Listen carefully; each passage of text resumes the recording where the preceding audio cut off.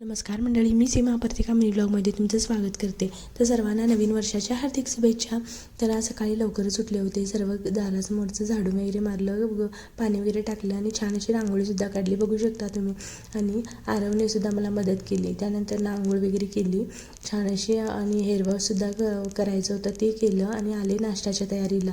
नाश्त्यामध्ये आज मी पोहे बनवायचे ठरवले होते आणि त्यासाठी कांदा, मिरची आणि कोथिंबीर चिरून घेतली. पोहेसुद्धा भिजवले होते.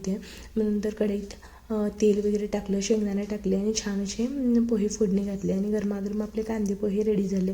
मिस्टरांनासुद्धा आज लवकर जायचं होतं ऑफिसला, त्याच्यामुळे लवकरच पोहे बनवले.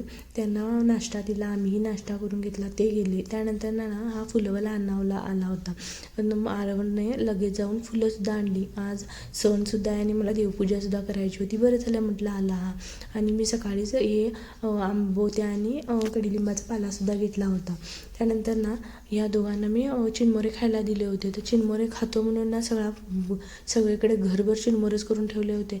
मग काय ते पायाला लागत होते, त्याच्यामुळे पहिलं घर झाडून काढलं, मग सर्व देवारा वगैरे पुसून काढला आणि छान असं सगळे देव धुवून घेतले.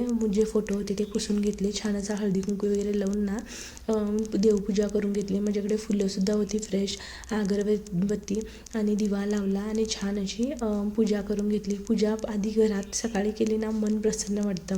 त्यानंतर सकाळीच मी डाळसुद्धा शिजवत टाकली होती, तीही शिजली. डाळ वेगळी केली आणि त्याचं पाणी वेगळं केलं आणि लगेच पुरणसुद्धा बनवायला घेतलं. डाळीत गूळ टाकलं आणि छान असं डाळ शिजू दिली आणि लगेच थंड झाल्यावर पुरणसुद्धा बनवून घेतलं. आणि एका साईडला मी पीठसुद्धा मळून घेतलं, म्हणजे बाकीची कामं होईपर्यंत हे छान असं पीठसुद्धा भिजून जाईल. मग काय सगळ्यांच्या आंघोळ्यासुद्धा झाल्या होत्या म्हटलं आणि लगेचच मी मशीनसुद्धा लावायला घेतली होती आणि मशीनसुद्धा झाली. मग ऊनसुद्धा होतं म्हटलं आणि लगेचच कपडेसुद्धा सुकत टाकले.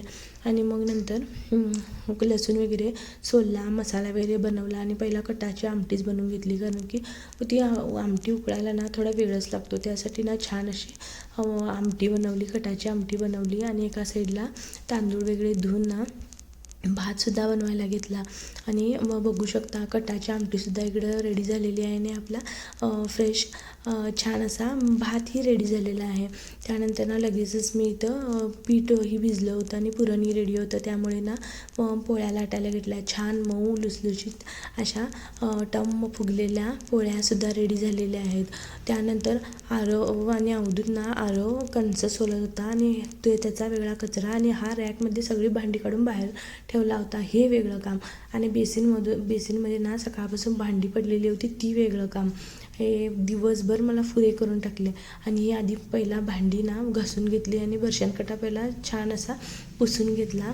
त्यानंतर ताट वाढायला घेतलं.